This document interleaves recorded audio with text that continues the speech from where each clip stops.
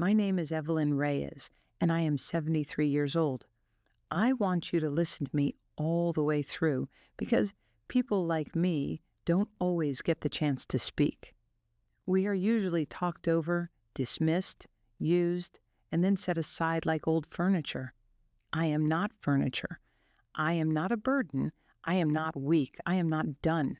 Before I tell you how things changed and how I changed, let me welcome you in the way we do here.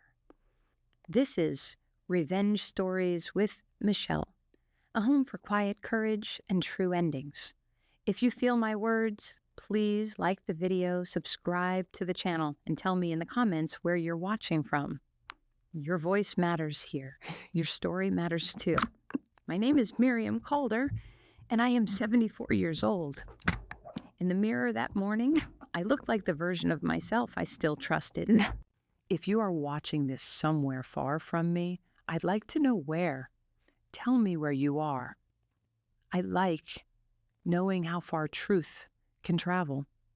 This story begins with a trip, but really it began years ago. My son Marcus said, "Mom, we're going to take a family vacation." He made it sound sweet, like a gift. He said he wanted time together. He said the grandkids had been asking for me. I wanted so badly to believe all of that. We were going to spend a week at a luxury ocean resort in St. Augustine on the northeastern coast of Florida. I knew that place very well. In fact, I knew every inch of it. The brick path lined with palms, the saltwater pools that glowed soft blue at night, the private balconies curved like little crescent moons, the grand lobby with the hand-carved wooden desk from Brazil, the linen scent in the rooms. I knew it all because I built it, but my family didn't know that. Most people leave behind photo albums or recipes. I left behind buildings. After my husband Antonio died in an accident when Marcus was 11, I had nothing except a small insurance payment, one cheap house, and a son who was looking up at me like, "Mama, what now?" I did what I had to do. I cleaned rooms. I did laundry for a roadside motel, then started keeping their books, then started managing their front desk because the owner liked to drink instead of work.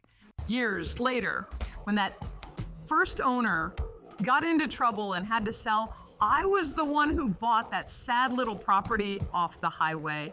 Everybody laughed at me. A woman running a hotel at your age, in this economy, I heard it all. They're probably still laughing, but not from the balcony that looks over the ocean. The St. Augustine Suncrest Resort was my first big dream come to life. I bought it when I was 58 and turned it into something families could love and people with money could brag about. I walked every floor. I touched every wall. I chose every detail. I could have retired after that. I did not. I built 6 more resorts in different cities over the next 15 years. I employ hundreds of people now. I built a full company, Suncrest Coastal Hospitality. Though I keep my name off most public papers, I am not a face people recognize. I prefer it that way. People treat you differently when they think you have nothing. I never told Marcus how much I owned. I never wanted him to feel entitled. His father and I used to talk about this when we were young. He'd say, "Evie, money makes weak people weaker unless they learn to carry it like a tool, not like a crown." I remembered that, so I raised Marcus to work, to try, to earn. But somewhere along the way, something slipped. When Marcus called me about the trip, I felt real joy, the kind that starts in your chest and spreads warm into your arms. I thought, finally, he wants time with me. Finally, I'll get to know my grandkids, like more than pictures sent on holidays. Finally, I'll have a week where I don't eat alone. The morning we left, I put on a soft blue dress and my silver earrings. I brought little gifts for the kids. A sketchbook for my granddaughter, Maya, because I'd seen her scribbling in Marcus's kitchen, Last time I visited, a science kit for my grandson, Leo, because he'd said he liked experiments. I brought homemade guava pastries in a tin. I made coffee for Marcus because he never remembers to eat breakfast. I was excited. I was so stupidly excited. Marcus showed up 40 minutes late. When I walked out to his SUV with my overnight bag, I opened the back door to sit next to my grandkids. My daughter-in-law, Sabrina, didn't even look at me. She just said, can you not sit in the back, Evelyn? The kids have their stuff spread out. You can sit up front. Actually, no. Can you sit in the back? Fold down seat. I need leg room. The back was barely even a seat. It was a flat cushion that shared space with a cooler and shopping bags. I had to turn sideways because my knees don't bend like they used to. I am not fragile, but I am not made of rubber either. Sabrina didn't care. Marcus didn't object. That was the first sign. I ignored it. The ride from Jacksonville to St. Augustine was about an hour and 20 minutes. But it felt longer because Sabrina talked the entire time. She talked about spa packages and exclusive chef tables and private tastings and sunset cruises. She talked about how she needed this break because being a mother is so hard. She said this while I sat behind the cooler and watched the back of her head. When I tried to ask Maya about school, Sabrina answered for her. When I asked Leo if he still liked dinosaurs, Sabrina said, he's kind of moved past that, Evelyn. When I asked, are we doing anything together, all of us? Sabrina laughed and said, oh, well, Marcus and I have dinners already booked, but we'll let you know if anything is appropriate for you. Appropriate for me, as if I were a stranger tagging along. Marcus did not defend me. He drove. He nodded. At one point, he even hummed along while Sabrina complained about how hard it had been to make time for this trip. She said it like they had done me a favor. I should have said something, but I was afraid that if I pushed, he would get angry and shut down. I had learned over the past few years that he shuts down fast when he feels challenged. He gets embarrassed. And Sabrina, she doesn't get embarrassed at all. She gets loud. I did not want loud. I told myself, Evelyn, just get through the car ride and the rest will be better. I lied to myself a lot in those days. When we pulled up to the resort, my heart did that silly thing it still does. It's like seeing your child stand on stage. The curved driveway looked perfect. The stone fountain in front was running, steady and clear. The bellmen were in clean, pressed uniforms. The glass doors reflected the shine of the morning sun. I felt proud, even though I wasn't supposed to show it.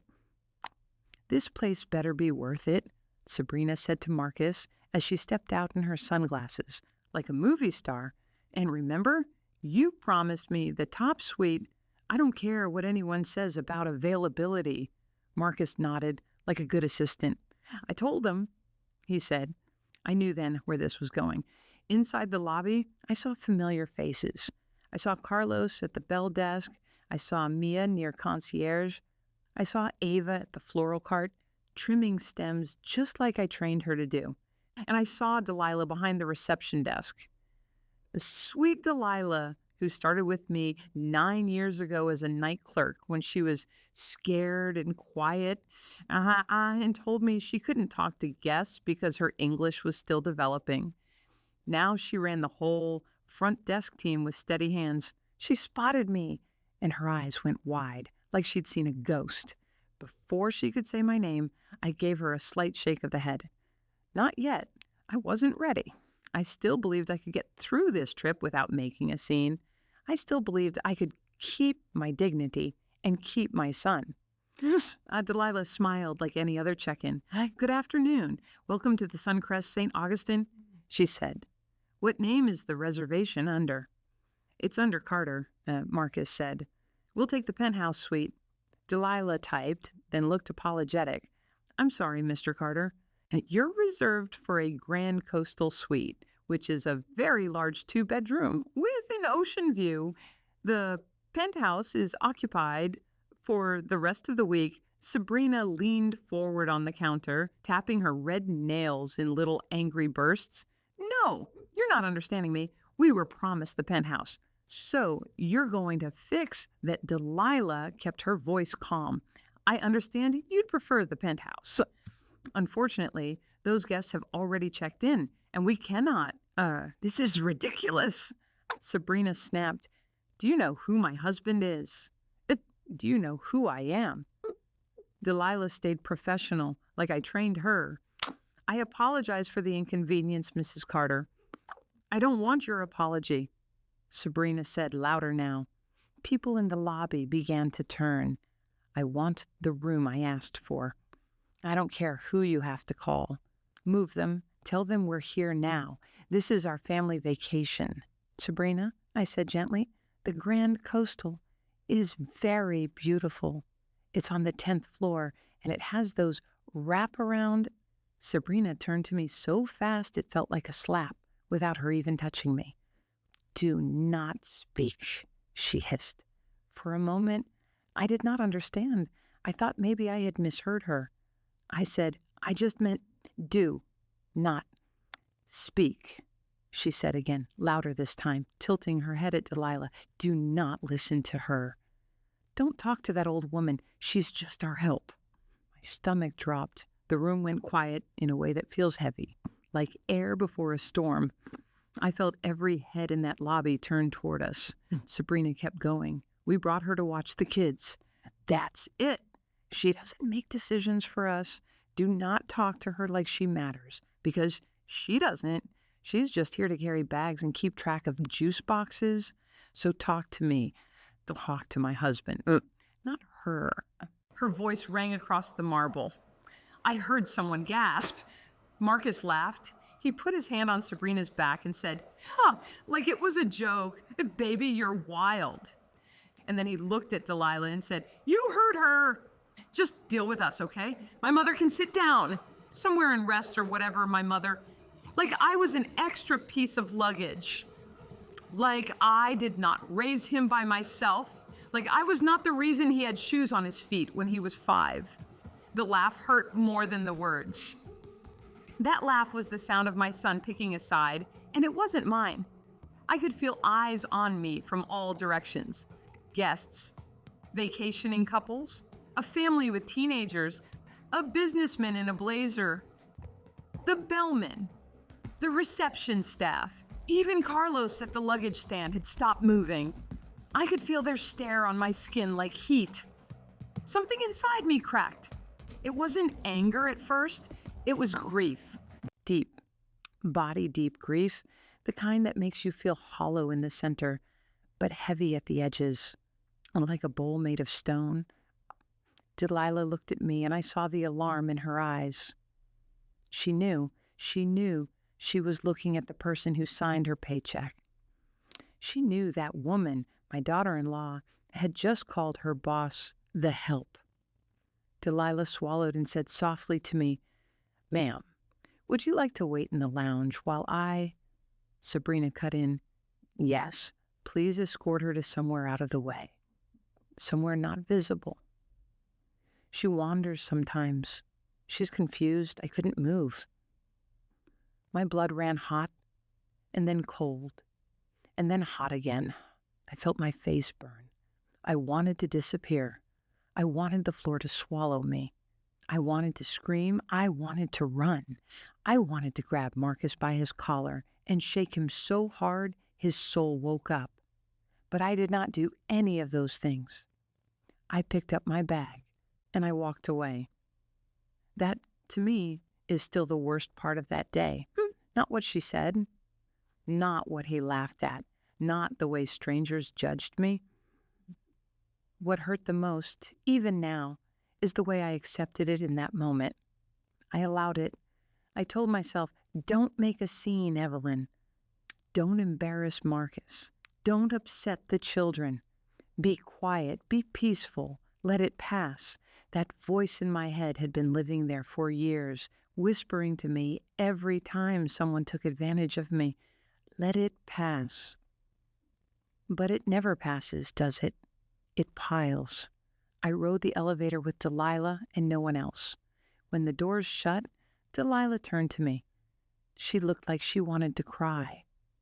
"Mrs. Reyes," she whispered, "do you want me to call Mr. Alvarez from security and have them removed right now?"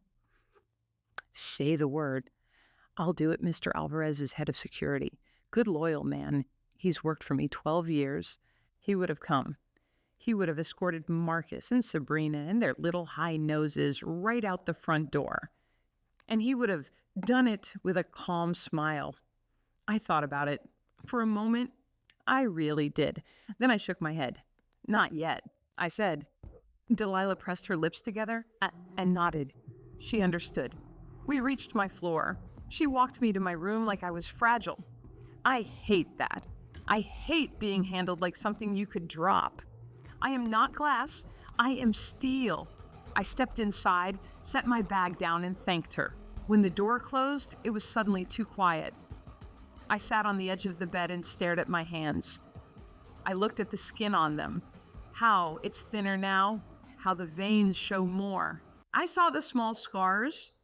A laundry burn from a steam press in 1993, a slice from a broken champagne bottle in 2007, the little spot where I caught my knuckle on a nail when I hung drapes by myself because the handyman was late. I knew my hands. My hands raised a son. My hands stitched curtains. My hands wrote checks. My hands signed deeds. And I had just been called the help, like I was beneath everyone in that lobby. I cried, but it was a small, quiet cry, not the loud kind. Those came later. This one was just a slow slip of tears as I sat alone in a very nice room that I paid for, in a building I owned, in a life I built with my own bones. And I felt invisible. The next morning, Marcus knocked on my door. He didn't look sorry. He looked annoyed, like I'd done something to make his day harder. "Hey," he said, "we're going down to breakfast. Sabrina says you can take the kids to the pool after we eat so we can try the couple's massage package." "Cool?" "Cool." He said cool like I was a babysitter he found on some app. I said, "Marcus, about yesterday." He held up his hand. "Mom, please.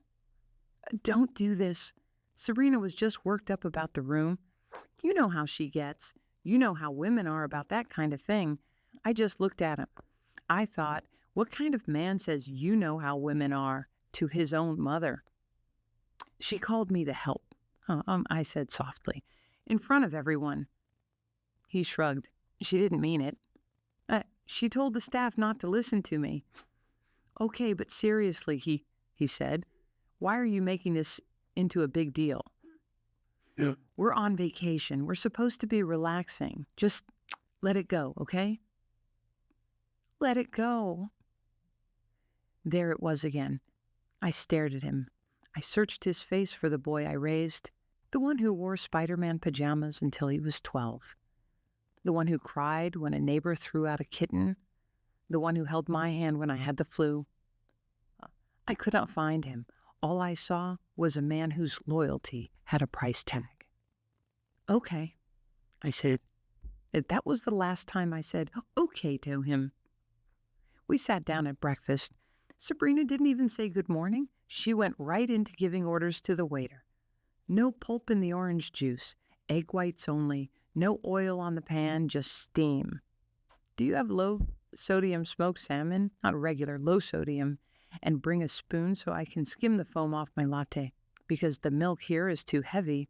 The waiter, a young man with a shy smile, nodded and tried to keep up. I watched Sabrina talk to him like he was a vending machine. "I'm going to tell you something now that might make you think less of me, but I am going to tell you anyway, because I promised myself I would be honest." While I sat at that table, listening to Sabrina speak to the staff like they were below her, and watching my son let her, and watching my grandkids ignore me while tapping their little games. I thought to myself, maybe I deserve this. Maybe I did this. Maybe I made Marcus too comfortable. Maybe I gave too much. Maybe I failed him. It is very hard to sit across from your child and admit you failed them. After breakfast, they handed me the kids. There was no thank you, only instructions. Put sunscreen on them every hour, Sabrina said, and don't miss a spot on Maya's shoulders. She'll peel and it'll ruin her recital photos. Make sure Leo doesn't have more than one juice, Marcus said.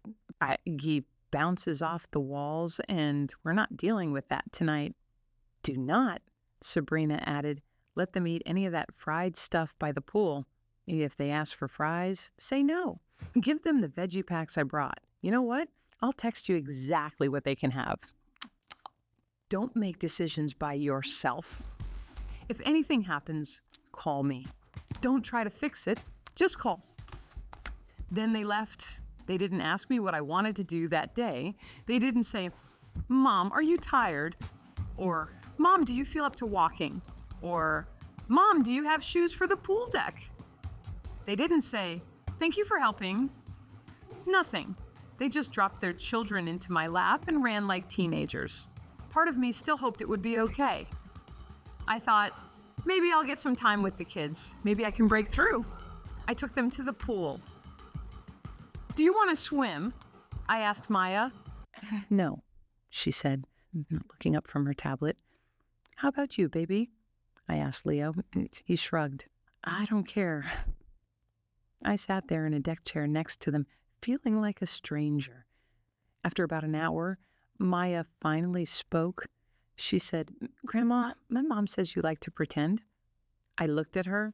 Pretend what, sweetheart? That you used to be rich, she said. Leo chimed in. Mom says you make up big stories because you're sad you're old.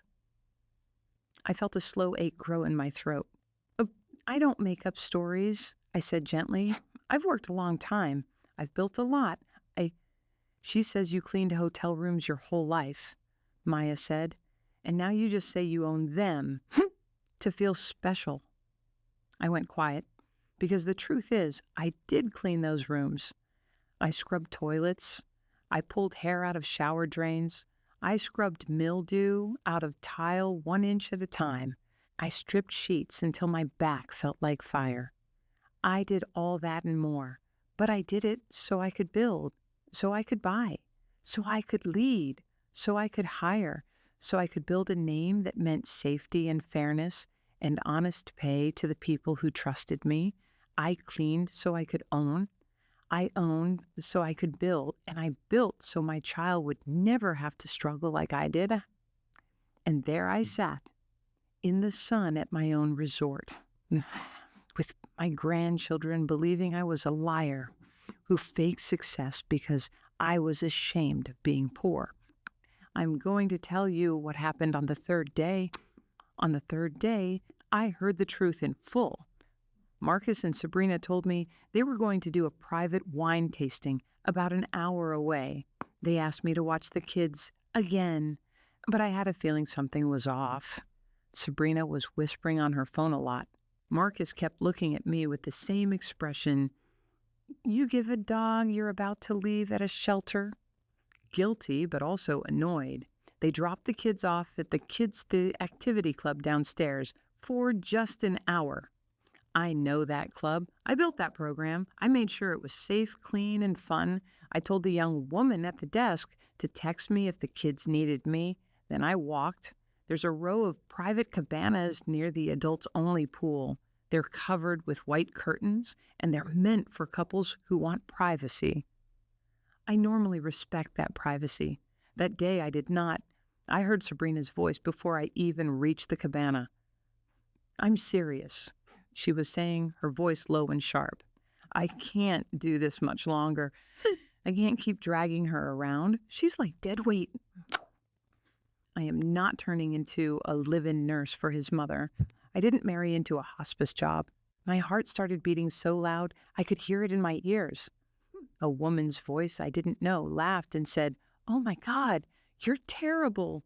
Sabrina said, "I'm honest." Marcus's voice came next. "We just have to get through a few more years." A few more years. Every word landed like a blow. Another voice, a man this time, said, "So what happens to all her money? And is there even anything to get? Because from what you said, it doesn't sound like she has anything left." Marcus groaned. "She doesn't. She's broke. I got that little apartment. I've been helping her for years. I pay her electric half the time. She's basically living off Social Security. It's embarrassing. For a second, I thought I might be sick. I have no apartment. I live in a top floor condo near the bay with 6 sets of glass doors that overlook the water. I do not survive off Social Security. I receive steady income from 6 properties and hold board shares in my company." Marcus knew some of this. I had sent him money from those accounts himself many times. But there he was, painting me as a weight around his neck, a charity case he had to drag behind him. Sabrina sighed, loud enough that I could hear it clearly through the fabric wall. "The part that kills me is that she actually thinks we're going to keep her, like, in the house. Like we're going to turn the guest room into a hospital bed when she can't walk anymore. Number. Absolutely not. I'm not living like that. I didn't marry into elder care." The woman in the cabana gasped and said, "You wouldn't really put her in one of those state homes, would you?" "What do you think I'm going to do?" Sabrina snapped. "Wipe her mouth with a cloth spoon?" Number. The minute she can't drive or bathe alone, we're done. She's going to Shady Oaks or Golden Years, or whatever place will take her. Doesn't matter. Marcus already said he'll sign whatever papers. We're not ruining our lives for someone who already had hers. My knees almost gave out. The world around me blurred for a second. The palm leaves above me moved slow and blurry, like the air had turned thick. I grabbed the pole of the cabana to steady myself. I had never been more awake. They weren't just being rude. They weren't just being selfish. They had already planned to get rid of me like you get rid of an old couch. Like you leave it on the curb with a free sign and hope someone drags it off so you don't have to deal with it. I heard Marcus laugh. He said, "The funniest part is she still thinks she's important." She tells these stories like, "I built hotels, I owned this, I made that." She tells my kids that. I told them already she's confused, early dementia or something. She's starting to believe her own fantasies. Sabrina laughed. And yesterday, she tried to tell Maya that she negotiated contracts. I almost burst out laughing. "Sweetheart, you're 73. You don't negotiate, you nap." They laughed and laughed. And something inside me, something that had been shaking ever since I stepped into that lobby, finally went still, like a lake surface going flat. I realized something as I stood there, eavesdropping on the people I loved most. I realized there's a kind of quiet that isn't weakness. There's a kind of quiet that is planning. I pulled my phone from my pocket and texted Delilah. I wrote, "I'm ready." She replied in 2 seconds. "Understood. Do you want Mr. Alvarez?" I replied, "Yes. And bring Anna from accounting. Tell her to print everything I asked for and bring it to suite 1001 in 30 minutes. Quiet." Delilah replied, "On it." I stood there outside that cabana and listened to my son and his wife talk about me like I wasn't even human until I couldn't stand there anymore. Then I walked away. I did not cry. I did not shake. I was done shaking. For most of my life, I thought the strongest thing a woman could do was endure. Be quiet, be patient, be understanding, be soft, be loyal, even when loyalty was not returned. Number. Sometimes the strongest thing a woman can do is draw a line and say, "You do not step over this, not now, not ever again." That afternoon, I went to find my grandchildren. The kids' club counselors had them in an art room with big tables and paper and glitter. Right. Maya was drawing a beach. Leo was making something out of pipe cleaners. For the first time since we arrived, I saw them smiling. Not half smiles, real smiles, the kind that reach the eyes. "Hey, loves," I said. Maya looked up. "Grandma," she said, like it was a surprise I'd come back for them. That did something to me, something deep. "Want to do something fun with me?" I asked. Leo squinted. "Are we allowed?" "Yes," I said, "because I am deciding what we are allowed to do today." They followed me without arguing. That alone told me a lot. We went to the little cafe near the beach. I ordered grilled cheese and fries and fruit smoothies, all the things Sabrina said they couldn't have. I watched them eat like they'd been starving. We sat on a low wall near the dunes. Shoes off, toes in the sand, the smell of the ocean wrapping around us like a blanket. The sky was open and bright. The waves were rolling in, slow and steady. For a while, we just sat. Then Maya said, "Grandma, are you in trouble?" "No," I said. "Mom said you are," Leo added. "She said if you act up, we have to stay away from you." I nodded slowly. "Your mom and I don't agree on some things." Leo chewed his straw. "Did you lie?" "What did I lie about?" "About owning stuff," he said. I should have been angry, but I wasn't. I was sad. Sad that those little voices already carried their mother's poison. I took a breath. "Listen to me," I said. "I know I tell long stories. I know sometimes you probably think I'm just talking to talk, but I'm going to tell you something now that is 100% true. And you can choose to believe it or not. But I hope you do." They nodded. "I clean," I said. "Yes, I always cleaned. I cleaned more beds than I can count. I scrubbed floors until my knees felt like broken glass. I wiped tables. I folded sheets. I ironed pillowcases. I did all of that. Yeah, and while I did all of that, I paid attention. I learned how to run a front desk. I learned how to manage reservations. I learned how to do payroll. I learned how to make guests happy. I learned how to fix a leak when your handyman doesn't show. I learned how to deal with men who think you're dumb because you're a woman. I learned how to listen to people even when they're yelling. I learned how to keep track of every dollar so none of my workers ever miss a paycheck. I learned all of it. Do you understand?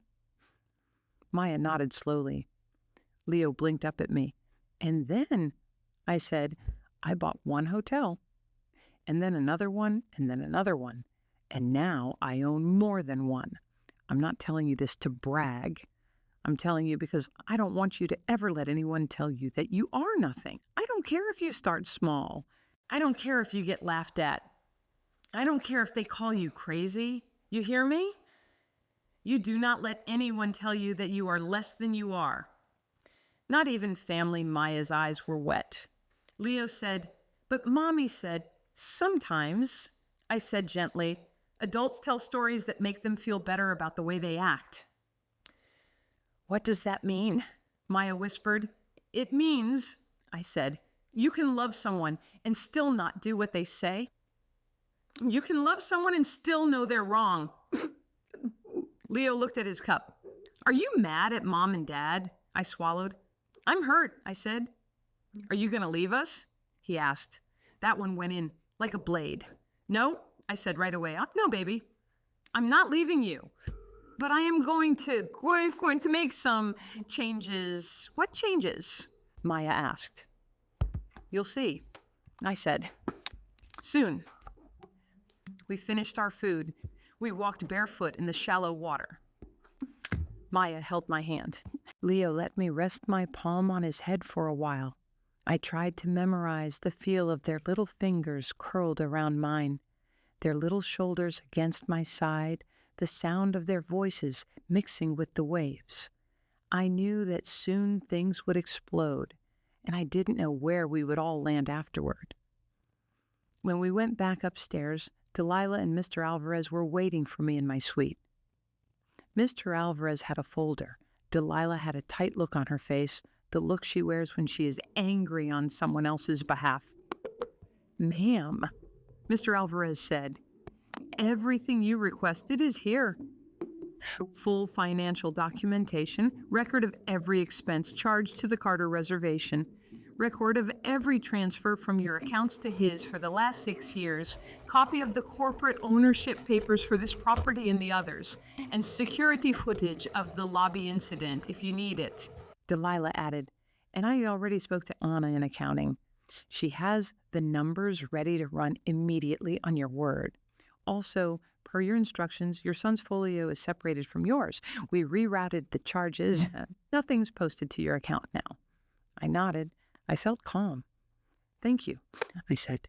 "Do you want us to be present when you speak to them?" Mr. Alvarez asked. "For your protection?" I smiled a little. "No, thank you," I said, "but stay close." He nodded. "Always." He left. Delilah lingered.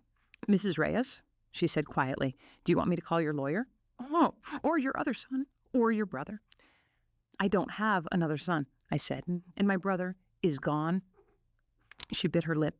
"Then do you have someone?" "Yes," I said, "me." She nodded, but her eyes shone. She loved me. I knew it. Not like family. Number. Better, in a way. Clearer. Cleaner. Realer. She loved me because I gave her chances when she had none. I loved her because she took those chances and ran with them. You don't walk away from that kind of love. After she left, I sat in the quiet of that beautiful room and thought about what I was about to do. I thought about little Marcus in 2nd grade, coming home with bloody knees because some boy pushed him, and he said he didn't fight back because you said not to hit. I thought about Marcus at 16, crying in my kitchen because a girl dumped him, and he didn't understand why. I thought about Marcus at 20, asking me if he should drop out of school to work full-time because money was tight. I thought about Marcus at 30, saying, "Lon, when I marry Sabrina, I'm going to take care of you. You'll never have to worry again." I remembered the way he said it. Proud, sure. I believed him. I thought about the first time Sabrina met me 6 years ago. She hugged me so tight and called me Mama Evelyn and said, "You're family now. I'll always respect you. I'll love you like my own mother." I thought about that, and then I thought about her voice in that cabana saying, the minute she can't bathe herself, she's gone. Then I stopped thinking and started doing. At 6:15 that evening, Marcus and Sabrina walked into my suite like they owned it. And Marcus said, "Hey, you got the kids, right?" We met this couple from Atlanta at lunch and were grabbing dinner and maybe drinks and maybe hitting the music down by the pier, so it might be late. Just make sure Leo's inhaler is on the nightstand in case he... "Sit," I said. Sabrina blinked. "Excuse me?" "Sit," I said again. I pointed to the sofa. Something in my voice must have reached them because they both sat. Sabrina crossed her arms. Marcus frowned. "Mom, what is this?" he asked. "This," I said, "is when everything changes." Sabrina rolled her eyes. "Oh, here we go." "Are you about to cry again? Because I really don't." I held up my hand and she went quiet. I didn't know my hand could still do that. That alone almost made me smile. "I heard you today," I said. Marcus frowned. "Heard me what?" "I heard the conversation in the cabana," I said. "All of it."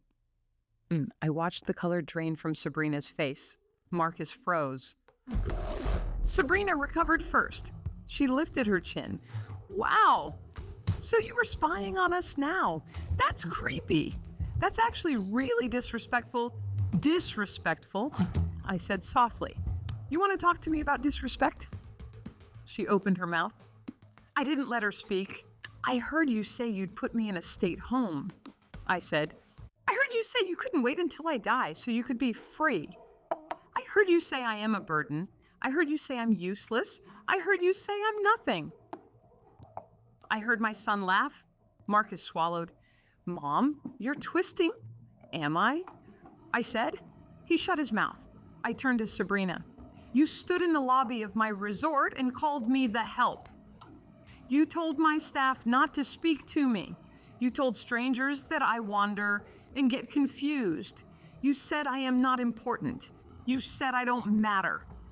And my son? I looked at Marcus, laughed at me. Marcus shook his head. It was just a joke. No, I said.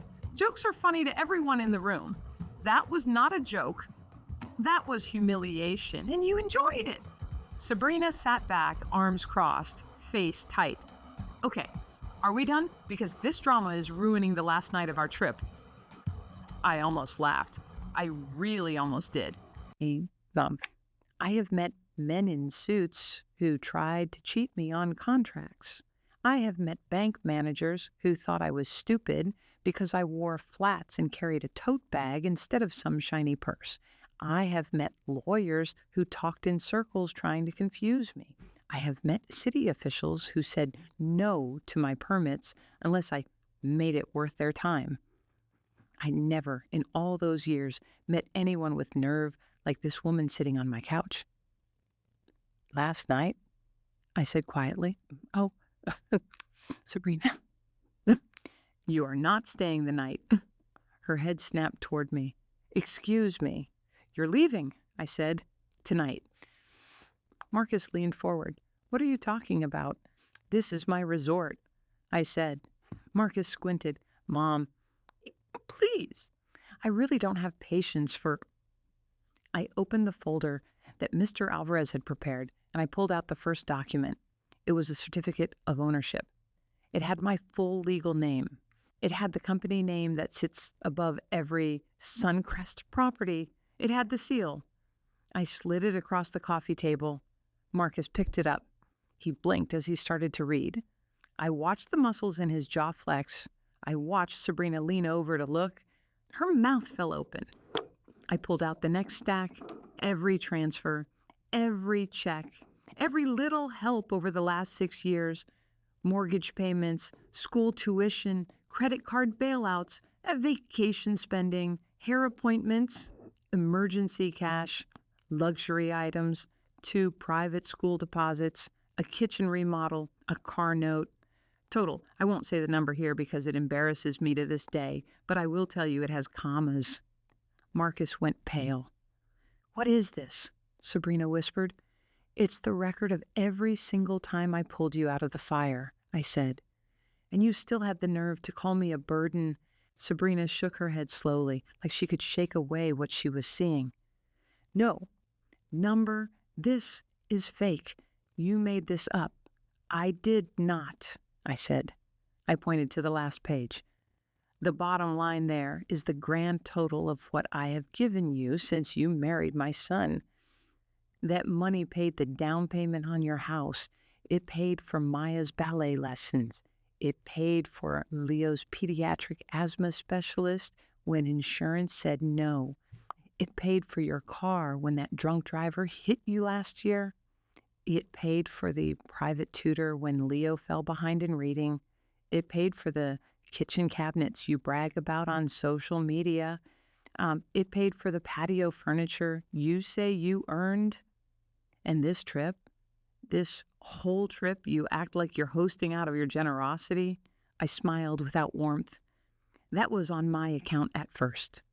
Not anymore. Marcus looked up sharply. What do you mean, not anymore? I handed him the next form.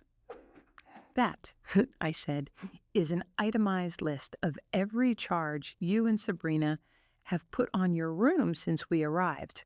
Spa packages, private driver, wine tasting, cocktails charged to the bar under my last name, kids club, late fees, room service orders after midnight, a $300 bottle of champagne, a massage enhancement I will not repeat out loud because I don't want to hear it in my own voice.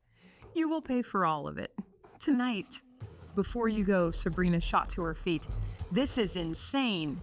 You can't throw us out. We're family. Family? I asked. Is that what you call this? She opened her mouth, closed it, opened it again like a fish gasping for water. Marcus's voice dropped. Mom, be serious. I am, I said, more serious than I have ever been in my life. Sabrina pointed at the door. We're not leaving. You can't make us leave. We're paying guests. No, I said, or not. She blinked. Excuse me? You are not paying guests. I said, you are rude, cruel, ungrateful people who humiliated me in my own lobby. You insulted my staff. You insulted me. No, you insulted the company I built. You have been lying about me to my grandchildren, and you were just overheard by those same staff members bragging that you hope I die soon so you can live free. I let the words hang there, sharp and honest. That means you are no longer welcome in this building. Sabrina's face twisted. You're crazy. I smiled. Mr. Alvarez? The door opened almost instantly. Mr. Alvarez stepped inside. He's a big man. Calm face, broad shoulders, warm eyes, but only if he likes you. He did not look warm right then. This is Carlos Alvarez, I said, head of security. He can escort you to the desk to settle your folio and then to the curb. Or he can call local police and have them help. I don't really mind which one you choose, but you and I are done sharing a roof tonight. Sabrina spun to Marcus. Say something. Marcus swallowed. He looked from me to the folder, to the ownership paper, to Mr. Alvarez, back to me. I watched something ugly pass across his face. Something bitter. Something like, how dare you do this to me? Me. Not us. Me. It was the same look men get when they realize the person they thought they controlled has more power than they do. Mom, he said quietly, you can't do this. I already did, I said. I'm your son. He snapped. Yes, I said softly. You are. That was all I said. I wanted to say more. Oh, I wanted to. I wanted to say, I'm the one who held your head when you threw up at 2 a.m. I'm the one who fixed your clothes so other children wouldn't laugh. I'm the one who sat in cafeterias alone so you could go on class trips you forgot to tell me cost money. I'm the one who told you you were special when your own father was in the ground. I wanted to say, I kept you alive. Respect me? But he already knew all of that, and he chose not to care. So instead, I said, you will gather your belongings. You will meet Mr. Alvarez in the lobby. He will walk you to the desk, and you will present your card. You will settle your charges. You will leave quietly. You will not raise your voice at any person on this staff. You will not insult anyone. You will not so much as roll your eyes at a housekeeper or take a tone with a bellman. If you do, I will personally have video of your behavior sent to every professional contact you have, every client you work with, every parent at your children's school, and every person you play tennis with. Do you understand me? Sabrina's mouth opened and closed again. Marcus swallowed. He whispered. You're serious. Oh, yes, I said. This is cruel, he said. You can't just cut us off like this. I leaned forward. My gaze didn't leave his. I gave, I said softly, and gave, and gave, and gave. I paid for your life, Marcus. I paid for your peace. I eased your worry. I carried your debt. I stayed quiet when I should have spoken. I let your wife disrespect me in front of strangers so you would not feel embarrassed. And I let my own grandchildren think I was a liar so they wouldn't see the truth about their mother. I went hungry some nights in the early years so you could have braces and soccer and birthday parties with balloons instead of dollar store napkins. I have worked for you from the day you were born. I have done nothing but serve and love you. I let you make me small because I thought that was love. He stared at me, eyes shiny. I shook my head. No more. He looked away. When he looked back, there was anger there. Real anger. He pointed at me like I was a stranger across a table at a diner. You're choosing them, he said. Those people. Your workers over us. Over your own blood. No, I said. I am choosing me. Sabrina made a choke sound. Marcus laughed, but it was broken. Wow, he said. Just wow. You know what? Fine. You want to act like a queen. You want to pretend you're in charge of everything. Fine. Come on, Sabrina. Let's go. We don't need this.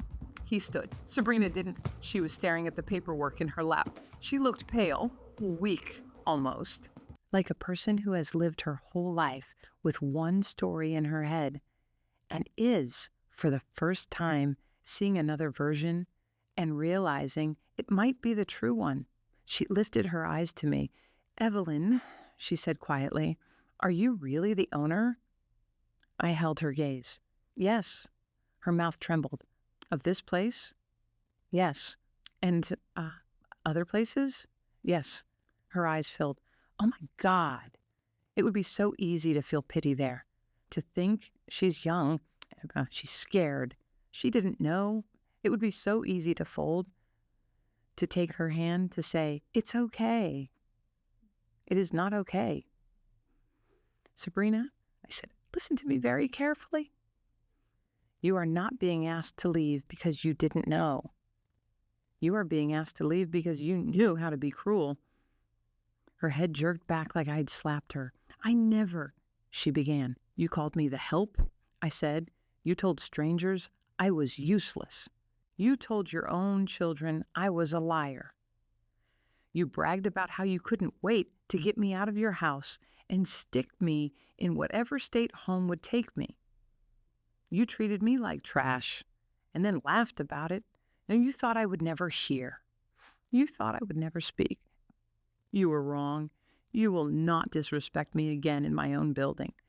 And you will not let my grandchildren think that cruelty is normal. Not while I am breathing. For a second, no one moved. Then Marcus grabbed Sabrina's wrist. Let's go, he said through clenched teeth. She stood on shaky legs. She clutched her purse like a lifeline, and for one moment, just one, I saw something like fear in her. Not of me, yet of what happens next. They walked to the door. Marcus paused with his hand on the handle. He did not turn around to look at me. He just stood there, back tense, voice low. So that's it? He asked. You're cutting us off? I looked at his back and felt every year in my bones. I'm not cutting you off, I said. You did that yourselves. They left. Mr. Alvarez followed them out. For a long time after the door closed, I sat in that quiet room and let my body shake, not from fear, from release. My heartbeat ran wild in my chest. My hands trembled. I felt light and heavy at the same time. I felt grief like an ache in my ribs, and pride like a warm pulse in my throat. I didn't feel old. That surprised me. I felt alive. About 20 minutes later, there was a small knock on the door. It wasn't Marcus. It was Maya. Her eyes were red. Leo stood behind her, holding her sleeve. Grandma, she whispered. I knelt down slow because my knees aren't what they used to be. I got low enough that we were face to face. Yes, baby, I said. Are you mad at us? She asked. That hurt more than anything else that night. No, I said, and I meant it. Never at you. Are you mad at Mommy and Daddy? Leo asked. I swallowed. I'm disappointed, I said, and I'm hurt. Maya's chin wobbled. Are you going away? I took her hands in mine. I am not leaving you. I said. No matter what happens between me and your parents, I will not leave you. Do you understand me? She nodded fast. Tears spilled down her cheeks. Leo sniffed.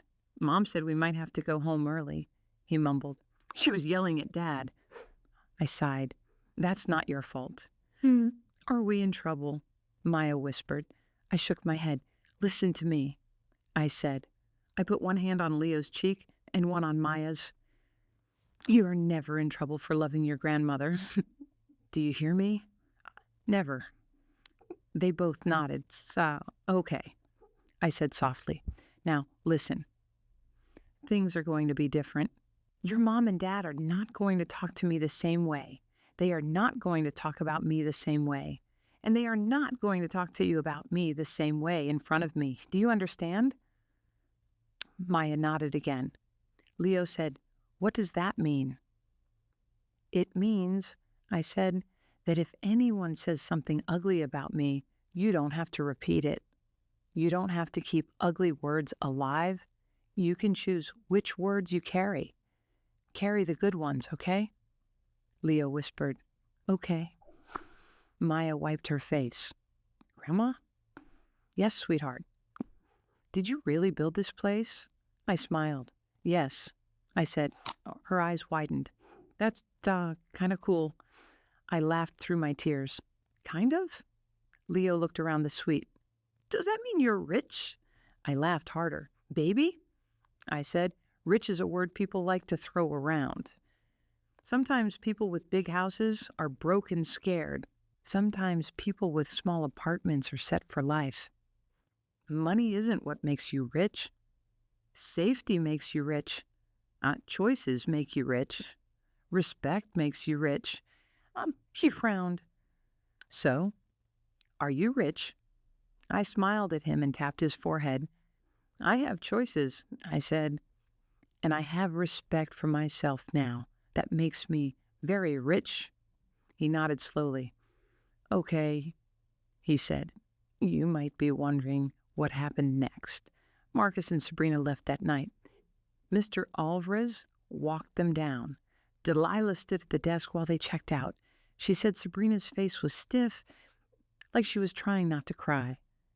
She said Marcus looked angry. I'm not sorry. He signed the receipt with a hard hand. He did not leave a tip. They went home early. They told the kids it was because of an emergency. They tried later that week to spin a story about how I lost it and had some episode and embarrassed them. I'm told Sabrina said, I tried to help her, but she's not well. We need to find someone to manage her from now on. She said that to other moms at Maya's dance school. She said that about me. Me? The woman who paid for Maya's dance school. But here's the important part. They weren't the only ones who heard that little story. Other people heard. And some of those people know me. Quietly, slowly, the truth started to leak out. Not all of it. I didn't blast it online. I didn't shame them in public. I did not need to. Word travels in its own way. People talk. A teacher whispers, that doesn't sound like what I've seen from Maya's grandma. She's always polite. Yeah. A neighbor says, funny. I've seen Evelyn driving a nicer car than anything Marcus has. The picture starts to crack. As for me, I went back to Jacksonville after the trip. I sat in my living room and I let myself feel everything. I screamed into a pillow. I punched my couch. I cried until my chest hurt. Then I slept. I slept like the dead for 11 hours. When I woke up, I made changes. The first thing I did was call my lawyer. I changed my will. I set up a trust for Maya and Leo. They will get their own education funds, health funds, and housing funds one day. But here's the catch. They get it directly, not through their parents, and only if they keep real contact with me and show basic respect. It's written into the trust. If they call me twice a month and visit me on holidays and treat me like a person instead of a chore, that is enough. I don't need my grandchildren to bow to me. I just need them to see me. they grow up and choose not to, fine. The trust will then be redirected to scholarships for first-generation students in hospitality. I made sure of that. The second thing I did was meet with my board. Yes, I have a board. I'm old, not careless. I sat those men and women down and told them, "You already know most of this, but hear me now from my mouth. My son is not my successor. He will not have access to this company. He will not speak for me. He will not vote my shares. He is not to be trusted with staff information or internal financials. If anyone in this room gives Marcus access to anything after I am gone, I will haunt you personally." They laughed. I did not. They stopped laughing. Then I said, "When I die, Delilah will step up as director of guest operations across all properties. Mr. Alvarez will oversee full safety compliance and guest conduct. And we are putting aside a fund for staff emergency needs. We're going to call it the Reyes Fund. I want any housekeeper, any bellman, any cook, any clerk, any cleaner, any night shift worker, any back-of-house dishwasher in distress to have somewhere to go that is not a payday loan. If they get sick, if they need help with rent, if they're in danger, we help." My board looked at me like I had grown wings. I didn't grow wings. I simply decided I would rather feed the people who have protected me than keep feeding the ones who spat on me. The third thing I did was simple. I stopped answering. Marcus tried to call 2 days after they got home. I let it ring. He sent long messages saying I overreacted, saying I humiliated him, saying Sabrina was traumatized, saying I owe them an apology. Yes, he said I owe them an apology. I did not reply. He sent messages for 2 weeks. I did not reply. Then he stopped. That was months ago. Sometimes it feels like losing a limb. I won't lie to you about that either. Sometimes I sit in my kitchen, in the quiet, with my mug of tea, and I miss him so much it feels like drowning. Sometimes I pick up my phone and almost call him. Well, sometimes I look at old pictures, and I ache so hard I have to press my fist against my ribs. But then I remember his voice behind that cabana curtain. I remember him laughing about putting me in a state home. I remember him saying, "Oh, we just have to get through a few more years." Huh? Like I was a prison sentence. And I put the phone down because here is the truth I want you to hear most. If you listen to nothing else I've said, listen to this part. Sometimes you do not get to keep your child. Sometimes you love someone so much you are willing to lose yourself for them. And sometimes they will let you. They will watch you crumble and take and take and take until there is nothing left. And when you finally ask for a drop of respect back, they will look at you like you have insulted them. Sometimes the bravest thing you will ever do is stop loving them the way they demand. I did not stop loving my son. I don't think I ever could. I don't think a mother's heart works that way. But I stopped letting him use that love like a leash. The day after I made those legal changes, I drove back down to St. Augustine by myself. I walked through the lobby of my resort alone, without my family at my side. Staff smiled at me in that deep way, not the tourist smile, the "I know you" smile, the "I've got you" smile. I sat at the same table where Sabrina had snapped her fingers at the server and asked for low-sodium smoked salmon and foamless milk. I waved the same young man over. I said, "I'll take whatever you think is best today." And he lit up like Christmas. He brought me the fresh orange juice with pulp, the good kind. He brought me a plate with eggs and toast and fruit cut into careful little slices. And he asked me how I was feeling. I told him, "Better." After breakfast, I walked down to the sand. I took off my shoes. The sun was warm, but not too strong. The sound of the Atlantic rolled in and out in long strokes. I stood there by the water and let the ocean air wrap around me, and I said out loud, to no one, I am done apologizing for taking up space. The wind carried the words away. That felt right. Later that day, I got a text. It was Maya, just 3 words. I love you. Then, a minute later, another message. Are you okay? Then from Leo, can we still visit you?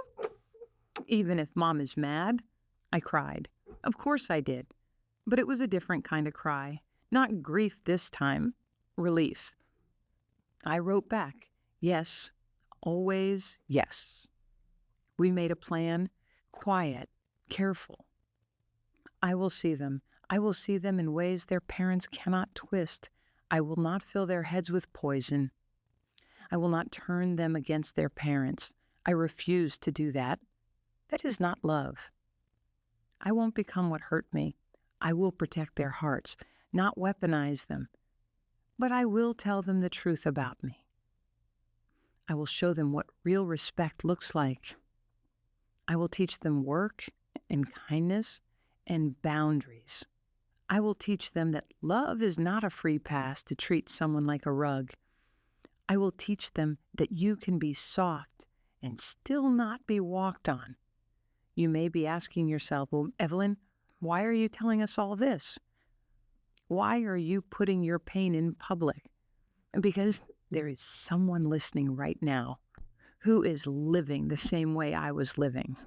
Quiet, afraid to speak, afraid to cause drama, afraid to upset her grown children, afraid to make them mad, because then she won't see the grandkids. Afraid to stop paying, because then they'll call her selfish. Afraid to ask for respect, because then they'll say she's difficult. Afraid to say, I am not your servant, because then they'll disappear and leave her sitting alone in her silent kitchen with pictures on the wall and nobody calling. If that is you, I want you to hear me. You are not a wallet. You are not a maid. You are not a built-in babysitter. You are not a burden for wanting basic dignity. You are not crazy for being hurt. You are not dramatic for speaking up. You are not selfish for keeping what you worked for. You are allowed to say, no, you are allowed to say, not like this. You are allowed to choose yourself. Even if you are 73 years old and everyone tells you it's too late, it is not too late to choose yourself. If you are breathing, it is not too late. I once believed being a good mother meant giving until I disappeared. I don't believe that anymore. I believe being a good mother means showing your children what self-respect looks like. And if they don't learn it when they're young, then you show them when they're grown. And if they still don't learn it, you teach it to their children instead. Now I wake up and I am not scared. I am sad sometimes, yes, but not scared. I walk through my buildings and people look at me with pride, not pity. They say, good morning, Miss Reyes. And they say, we got you. They said, do you need anything? And they mean it. Not because they want something from me, because I have given them something real. Safety, respect, a paycheck that clears, a boss who listens. They love me. I can say that without shame. They do, they love me, and I love them back. Sometimes love is not blood. Sometimes love is the housekeeper who leaves extra lavender oil in your room because she knows your knees ache. Sometimes love is the night manager who walks you to your car after closing because he doesn't want you to be alone in the garage. Sometimes love is the concierge who brings you soup when you have the flu because your own child won't pick up the phone. Sometimes love is the grandchild who sneaks his tablet into the bathroom to text you, "I miss you," where his mama can't see. Sometimes love is you telling yourself, "I matter." When Sabrina humiliated me in that lobby and said, "Don't talk to her, she's just the help," I thought for a moment that I might fall apart. I thought I might break in half and never come back together. I didn't break. I woke up. If you are still here with me, thank you for listening. I know this was long. I know some of it hurt. It still hurts me to say it out loud. I also know this. Speaking it is how I get free. Maybe it's how you get free too. I want to ask you two things before I go. First, tell me where you are listening from. I want to see how far this story travels. I want to see if a woman's truth can cross oceans faster than gossip can. Second, answer me this, and be honest with yourself. If someone in your life talked to you the way Sabrina talked to me, if someone you loved laughed the way Marcus laughed, if someone you sacrificed for called you useless, old, pathetic, and told strangers you were nothing, would you still sit at their table and pass them the salt? Or would you get up? Would you get up, walk out, and finally take your seat at your own table instead? I know what I chose. And I'm not sorry.